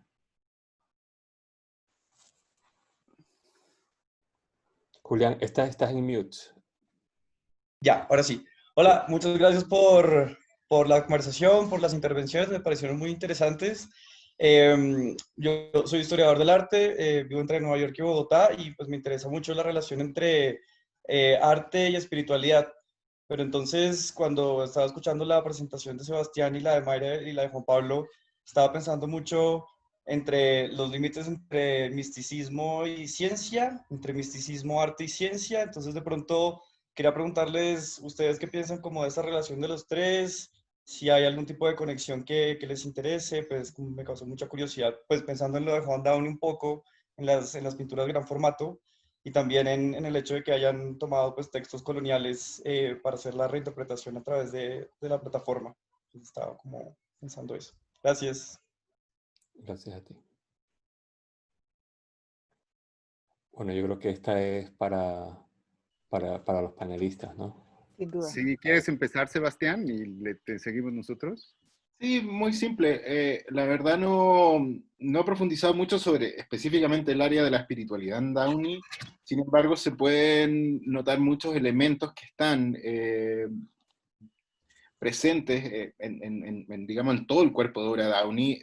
Habría que entrar un poco más en el específico de lo que entenderíamos como noción mística en él. Sin embargo, hay una serie de trabajos donde la idea de lo espiritual, de la meditación, de las ciertas reflexiones respecto a la naturaleza, la ecología y principalmente la energía, cómo lograr generar conexiones de energía y transmisión de pensamiento, incluso sin ni siquiera hablar, sino solamente con ideas de energética, es algo que está súper presente en todo el trabajo de Juan Downey. Entonces, efectivamente, lo tenía muy, muy presente, incluso también en las propias reflexiones, si lo llevamos también a Yanomami, también en los trabajos y en las exploraciones, la experimentación con drogas también era algo súper fuerte en él, donde él generaba justamente esa idea de entrar en ciertas proyecciones para entender mucho más la cosmovisión de muchas culturas, específicamente en el caso de los Yanomami, por ejemplo, el tema del canibalismo, Downey lo trabajó y lo analizó y lo estudió bastante. Incluso teorías de Terilhard de Chandán y otra serie de autores fueron muy, muy trabajados también por Downey. No es algo que yo en particularmente trabaje, pero sí está súper presente en su obra.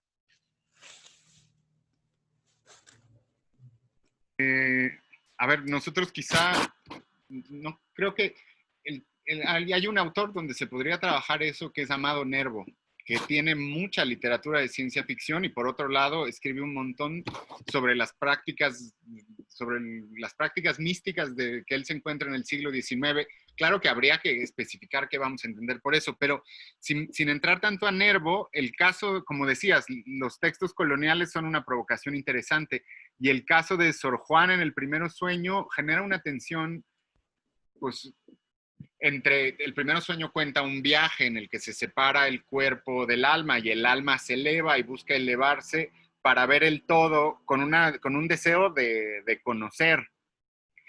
Y no sé, esta separación entre cuerpo y alma no es algo como muy, y un alma que se eleva y tal, no es algo muy propio de un texto que llamaríamos científico, pero sin embargo en Sor Juana la inquietud es epistemológica, es una inquietud como por poder ver el todo y totalizar sus relaciones. Entonces, ciencia y filosofía, pues un poco como en el mundo barroco, están todavía bastante revueltas, pero eso es un diálogo por lo menos con una concepción también religiosa del mundo, por lo menos como en la religiosidad que quizá Descartes empujó todavía en diálogo con la ciencia moderna.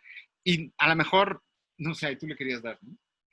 No, a lo mejor nada más agregar que pensar que cuando empezamos a ver textos históricos, cuando empezamos así como a poner bloquecitos de diferentes periodos, nos damos cuenta que los límites entre misticismo, espiritualidad, ciencia, pues se van a ir moviendo, ¿no? Religiosidad. Entonces las cosas se van a mover a lo mejor de un ámbito a otro, ¿no? Y un ejemplo polémico de eso que decía Mayra es que cuando utilizas, digo, Raquel 1692 nos ha llevado varias chambas de programación. La hizo Dorian Alexis Velázquez, pero los compañeros de Broken English nos ayudaron mucho a trabajar con el uso del lenguaje que hace el bot, pero extrañamente repite algunas palabras que intentamos subrayarle y ahora las dice en exceso, pero una que dice en exceso es Dios con mayúsculas todo el tiempo. Y eso se salió de nuestro control, o sea, eso lo hace solita la máquina. En fin, por si sirve de anécdota interesante. Bueno, pero qué máquina tan devota, realmente, increíble. Sí. Está buenísimo. Hay una pregunta de Mijal Barón. Perdóname. Yo quería comentar brevemente sobre el tema de la relación entre mística, arte, ciencia, tecnología, y es algo que aparece en el trabajo de Downey, sin duda, y que resuena bastante también dentro de mi práctica como heredero de varias de esas búsquedas. Tiene que ver con la cibernética. Y es que hay precisamente un continuum que la cibernética abre desde el famoso libro de Control and Communication in the Animal and the Machine, del libro de Wiener, y que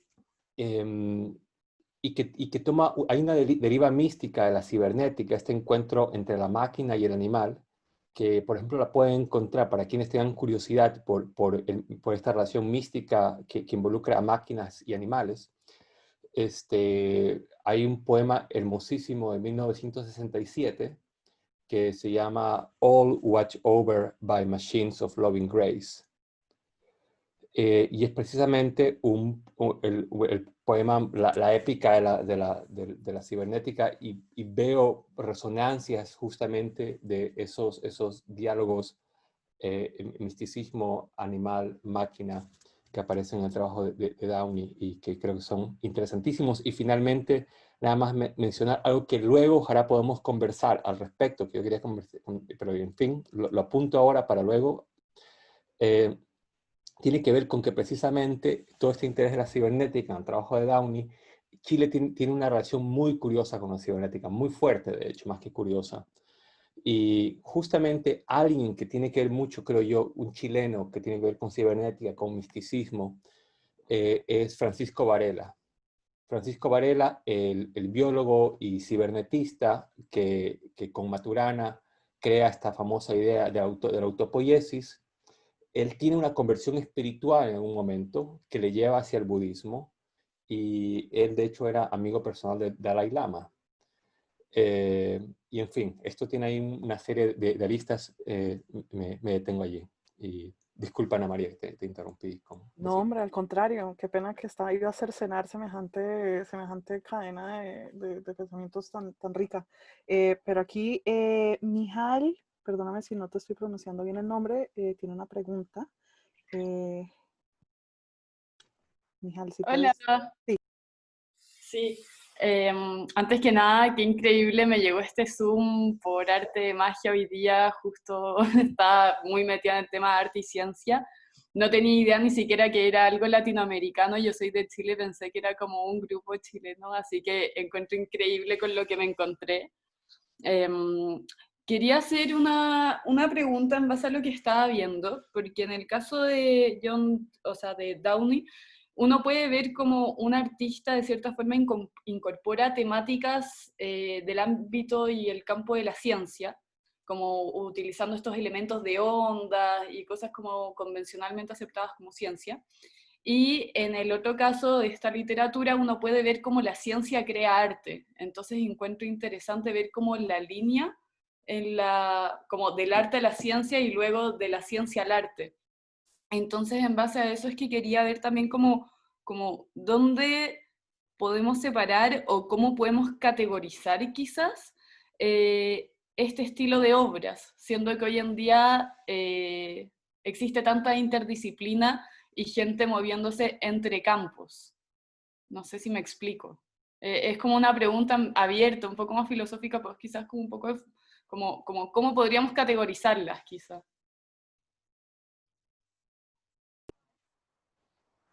Un reto bastante fuerte que le cederé a nuestros panelistas, que creo son más sabios en este momento para esa pregunta, sin minimizar las contribuciones de Oscar, por supuesto.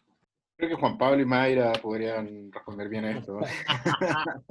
Eso fue una venganza porque te aventamos la pregunta anterior. No, yo solo me quedé pensando, y más como para abrir una charla y menos para contestar una pregunta, que un punto de partida para eso que se llama interdisciplina, que a mí no me gusta la palabra porque tiene todavía las fronteras disciplinarias en la misma palabra. Un punto de partida puede ser como decir fuerte que hay pensamiento en el arte como lo hay en la ciencia, como lo hay en la filosofía, ¿no? Como para ponerlas a dialogar, se me hace que por ahí yo empezaría, pero ¿cómo categorizarlo? La verdad es que todavía no me viene una idea a la cabeza. Sí, yo creo una pregunta bastante amplia y compleja, quizás inabordable también a cierto punto, pero de todas formas, tampoco hay que olvidar de que todos estos, digamos, puntos de relaciones parten desde esa vinculación. O sea, si vamos viendo los desarrollos desde los orígenes de la pintura, el desarrollo de la óptica, son elementos que en la historia se han estado vinculando permanentemente, o sea, nunca ha habido una gran división. Lo que pasa es que se va generando una tecnificación tan, digamos, como bien decía Juan Pablo, un disciplinamiento entre esas fronteras que se van haciendo más marcadas esas fronteras. Y eso ha generado que nos vayamos generando pensamientos mucho más entrópicos desde las disciplinas, donde nos ha impedido mirar otras cosas que siempre estuvieron en vinculación. Para mí siempre eso estuvo en vinculación y sigue estando. El punto es que lo hemos ido tecnificando a tal punto en el discurso que a veces parece que estuviera muy separado, pero en general es algo que deberíamos mirar un poco hacia el pasado. Lo que en el no sé, ahora estoy pensando, se me vino una película, un documental, no sé, Teams Vermeer, no sé si lo han visto, el Vermeer de Teams, de estos científicos de San Antonio que hace un Vermeer, y claro, se critica mucho, el tipo logra descubrir un artefacto técnico que permitía hacer una gran obra maestra, por ejemplo, como un Vermeer, y el tipo podía hacerlo con un dispositivo óptico, él era científico, y es interesante que cuando él va donde David Hockney y grandes maestros de la pintura y dice, bueno, pero si esto está súper bien, como que no hay que pensar que un maestro como Vermeer no hubiera ocupado aparatos científicos, técnicos, para poder desarrollar su arte. Eso siempre fue vinculado entre ambas disciplinas. Entonces yo creo que tenemos que reencontrar esos puntos, se hace muchísimo, pero yo creo que hay que fortalecerlo. Yo creo que esta plataforma podría apuntar un poco a eso. Sí, Solo un breve apunte que una de las formas en que se desdibujan, en que estoy completamente de acuerdo con los tres panelistas, es la cuestión de metodología, método y autoexperimentación, que para mí, en mi caso, en la práctica, es supremamente fuerte, que yo no la considero ni una metodología artística ni una metodología científica, sino que realmente es una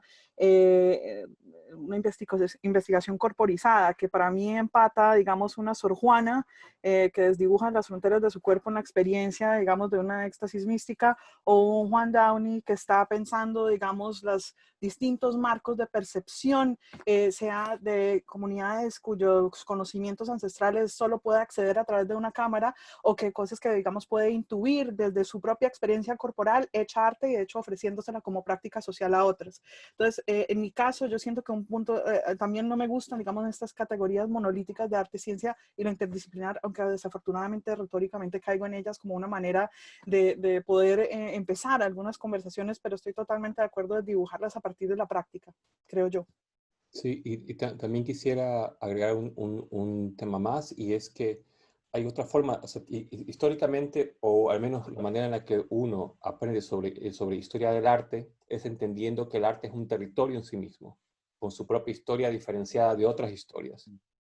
Y sucede que el arte puede también ser otra cosa más que un territorio con sus propias historias diferenciadas. Y en ese sentido, y creo que una de las posibilidades del arte para ser relevante en el siglo XXI probablemente sería pensar en estrategias artísticas como aquellas que habitan espacios entre experticias.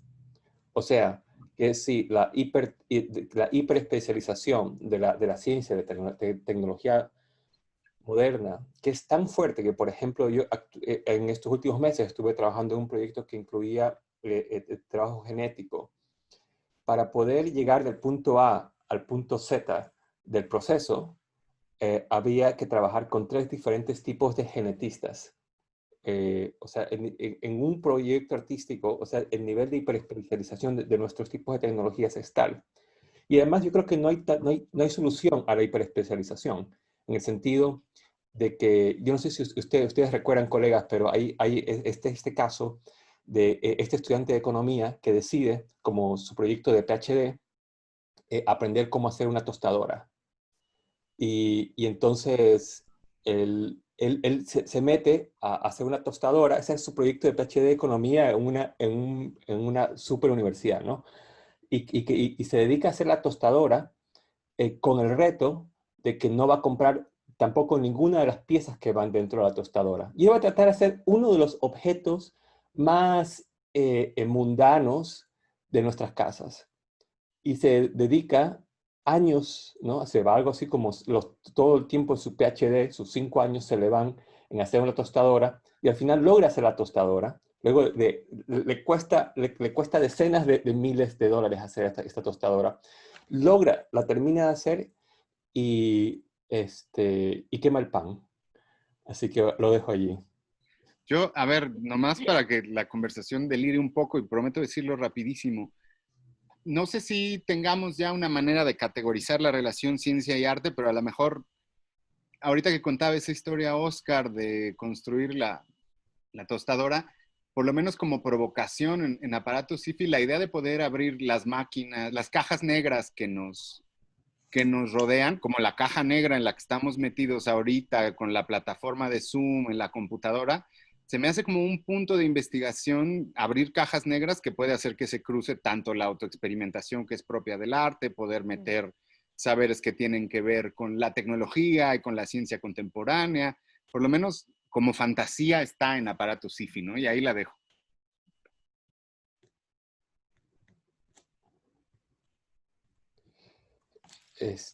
Hay otras preguntas por allí. Hay 3 manos alzadas. No sé si tú las ves, Ana María.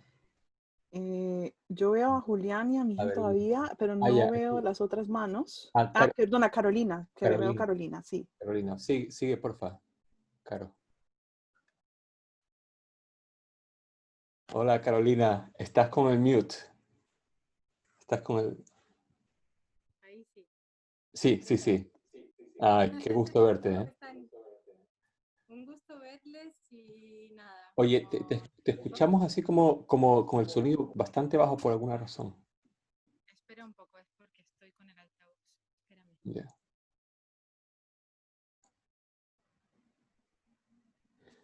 ¿Ahora sí? Sí, está perfecto. Listo. Ahí sí, mucho mejor, ¿no? Sí. Sí. Dale, lo que pasa es que me escuchas bien. Sí. Estaba conectada con el altavoz y por eso hacía como algún poco de interrupción. Nada, en realidad bueno, primero que nada como agradecerles la iniciativa, me parece como súper interesante. Me parece muy interesante también como tanto la investigación que ha presentado Sebastián sobre Juan Downey y la que han presentado también los chicos recién. Y me hizo pensar como, espera corazón, yo te hago un pancito, que estoy con mi hijo. Y me hace pensar mucho como en parte de mi propia investigación que tiene mucho que ver como con esa parte mística o espiritual que muchos artistas como en América Latina corazón, espérame, ya voy.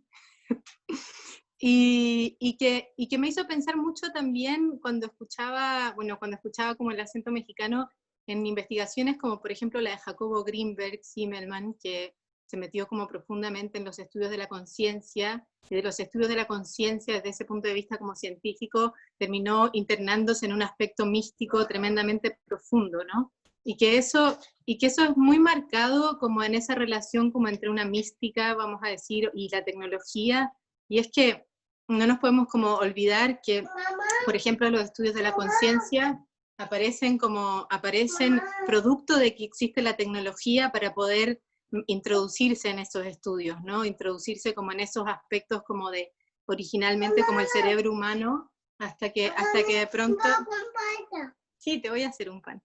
Hasta que de pronto nos damos cuenta, ¿no? Como que están tremendamente vinculados porque aparece la posibilidad a través de los avances científicos de explorar un aspecto que en el pasado se experimentaba a través de plantas o a través de meditaciones y se sigue experimentando en ese lugar, ¿no? Entonces como me hizo pensar en esos cruces, en cómo la ciencia también ha permitido entrar en lugares de la mística, podríamos decir, ¿no? Que antes estaban como bloqueados a la mente como contemporánea, ¿no? O a la mente no, digamos, a la mente más occidental, ¿no? Y por último me hizo acordar también como todo esto que decía Sebastián cuando hablaba de que hay muchos artistas que tienen una investigación como en ese aspecto como de lo espiritual, místico, y se cruza la tecnología dentro de mis como investigaciones, como con Cecilia Vicuña, por ejemplo. Hay una pieza muy puntual que es el video de Cecilia Vicuña sobre Concón, que es una película ya, en la que la película está organizada por quipus, ¿no? Entonces cada parte de la película es un quipu, o es un nudo del quipu en realidad, y que lo asocio también como con esto que hablaba Sebastián de los nudos como centros de información, de los nudos como centros energéticos, pero que Cecilia hace un rito en un cerro antiguamente sagrado, que hoy se transformó en una zona de extractivismo, y para poder llamar a, digamos, como a los grupos indígenas que vivían originalmente en ese lugar, Cecilia abre su computadora, su laptop en medio del ritual, y pone las voces como de estos cantos rituales antiguos a través de la computadora. Y los llama, digamos, en ese como espacio-tiempo extraño que el computador y la interfaz, ¿no?, como de la computación permite en cualquier lugar. Entonces se produce como una especie de huaca, una especie de portal a través del uso de la tecnología en un espacio ritual, ¿no? Ese tipo de conexiones a mí me resultan súper interesantes, y nada, y quería como comentarlo porque creo que es un campo como de investigación que es muy amplio, que podríamos estar horas hablando, y me pareció súper inspirador todo lo que han hablado. Gracias, Carolina. Colegas, ¿quién quisiera compartir algunas ideas a partir de... Bueno, yo tengo la suerte de conocer bien el trabajo de Carolina. Ella sacó su doctorado también en esta reflexión sobre el misticismo en Mira Schendel, en Cecilia Vicuña y en Víctor Gripo. Y vemos que también hay cierto crisol de artistas latinoamericanos que desde distintos puntos de vista, distintos ángulos, distintas materialidades y enfoques, ¿no?, han integrado ese pensamiento místico. Es algo que no está ajeno para nada. Y muchas veces está también en los escritos. Yo creo que los escritos también dicen mucho de esto. Los textos de los propios artistas evocan mucho de estas relaciones. Y en particular, estas vinculaciones muchas veces están en romper ciertos paradigmas del pensamiento occidental. Aparecen muy fuertemente también en el pensamiento oriental, como esta transmisión de pensamientos y de cruces, ¿no?, en función de romper un poco con los paradigmas con los cuales hemos cimentado ciertos aspectos de la cultura. Entonces, en efecto, sí, yo estoy totalmente de acuerdo con lo que dice Carolina, y creo que hay que investigarlo mucho más. Todavía es un campo que todavía, digo, para la historia del arte todavía está ahí, como un poco desatendido justamente por ese academicismo un tanto occidentalista, y de llevar un poco las investigaciones hacia ciertas zonas de confort que las academias, las universidades no necesariamente quieren explorar, ¿no? Así que nada, también eso. Felicitaciones a Carolina por el trabajo, creo que es muy interesante. Esperemos ver el libro pronto. A lo mejor sirve para seguir la charla un pequeñito matiz, que es cuando Sor Juana hace este viaje en el primer sueño para ver el todo. Lo que le permite hacer el viaje es su cuerpo máquina. Es decir, hay una descripción de cómo se da el proceso de la digestión, y es el proceso de la digestión sumado al hecho de que el cuerpo está dormido y no hay estímulos del exterior, el que permite toda la liberación de la fantasía para elevarse y buscar ver el todo. No sé, a ver, digo, yo creo que a mucha gente le darán risa las lecturas que estamos empujando de Sor Juana, pero la verdad es que sí es fascinante en el texto, porque parece que estuviera contando la digestión como si estuviera abriendo la caja negra de qué es lo que, la digestión más el sueño, para ver qué es lo que hace posible ese delirio de ver el todo. No sé, solo para apuntar al tipo de viaje que le permite hacer pues sí, como la ciencia en el primer sueño, ¿no? Sí, sí. A mí de lo que decía Carolina se me resonó, me hizo interesante esta idea de cómo un aparato técnico, tecnológico, de repente nos permite entrar, ¿no?, en otras exploraciones, nos permite a lo mejor ver lo que no veíamos antes, y no sé, a lo mejor mi cerebro hizo una conexión un poco mística, pero pensé hay un artículo de Bruno Latour que se llama, no sé cómo se llamará muy bien, sobre la existencia parcial de los objetos que existen y no existen, algo así, lo podríamos traducir. Y el texto, que es muy interesante, pero empieza con empieza él narrando un episodio de una momia que se traen de Egipto a Francia y le hacen una investigación para ver de qué murió, que era la momia de Ramsés II, y se determina que Ramsés II murió de tuberculosis, ¿no? Y entonces él se pone a hacer toda una reflexión de si el bacilo de Koch existía o no existía en los tiempos de Ramsés II, ¿no? Entonces, bueno, y ahí es por eso llega esta idea de la existencia parcial y lo que existe y no existe simultáneamente. Entonces, pues no sé, ahí me resonó lo que decía Carolina con esta historia. Con ganas de platicar y con algo de miedo de no tener tan clara como qué podemos llamar místico, por lo menos a mí me da... En fin, hay un texto en Aparato Sci-Fi que se llama La noche anuncia el día.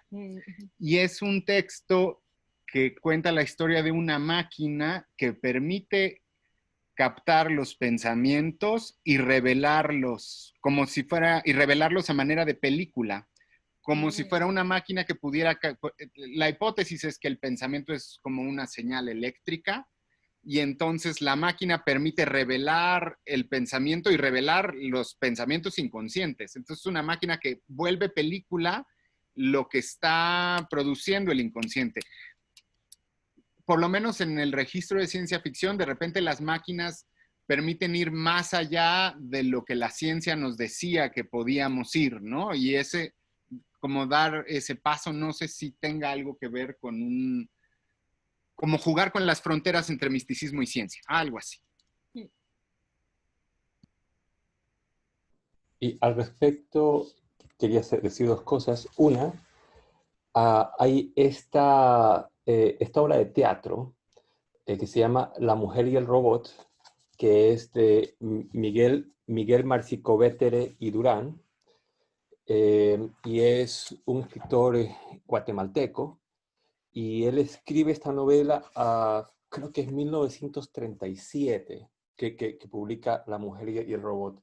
Y es precisamente una novela en la cual hay 4 robots que son los únicos sobrevivientes después de que la humanidad se ha extinguido y están ocupados en problemas existenciales, ¿no? Y están interesados en descubrir los misterios de la vida. Y además con unas resonancias de pensamiento maya detrás de estos robots súper fascinantes. Así que aprovecho para mencionar eso. También necesito decir que nuestra reunión va a expirar en 6 minutos. Así que creo que nos va a tocar ir cerrando.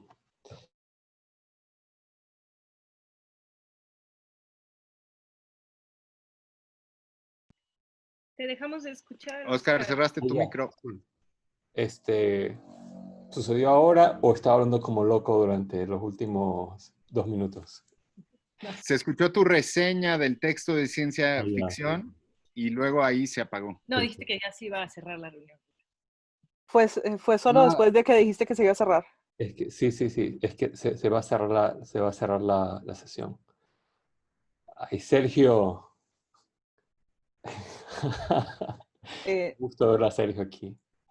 Lastimosamente veo un par de personas se me han escrito en privado para tratar de decir cosas. La verdad es que sí, en vísperas de que se nos va a cerrar el evento, lastimosamente no las podremos recibir, pero quisiéramos de una vez hacerle propaganda para el segundo encuentro, que espero nos puedan acompañar, que de alguna manera los hilos sueltos de este evento puede que no todos se resuelvan en ese formato. Ojalá encontremos la manera de seguir hilando por fuera, porque se nos quedaron muchas cosas en el tintero, pero de verdad un agradecimiento enorme a ustedes por participar en este experimento y dar unos marcos increíbles como cimiento para futuras discusiones, ojalá no solo en términos de conversación, sino aplicadas en las prácticas que nos han mostrado. Yo creo que yo creo que si tenemos, nos quedan 5 minutos, de repente Sebastián y Mayra y Juan Pablo, si quisieran de repente algo que tienen atrapado en el pecho que quisieran decirlo como cierre, porfa? Pues, no sé, creo que yo repetiría lo que decía cuando terminamos nuestra charla, como que o sea, usar las herramientas.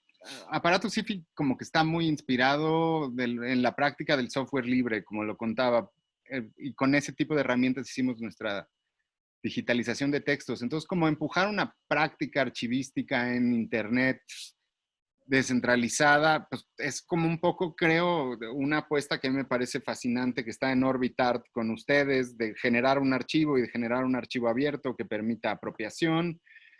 Y eso es también lo que Aparato Sci-Fi creo que quiere en cierta medida, y a mí mi deseo sería como contagiar con esta charla a que surgieran más plataformas, ¿no? Para hacer ese trabajo archivístico. Sí, yo la verdad que me voy así como muy emocionada de ver gente de distintos lados, y aquí, ¿no? En nuestros respectivos encierros, ajá, como esperando que de aquí salgan otras conexiones, otras posibilidades de seguir armando archivo, y sí, para que ese río Suchiate se vaya expandiendo y ganas de leer.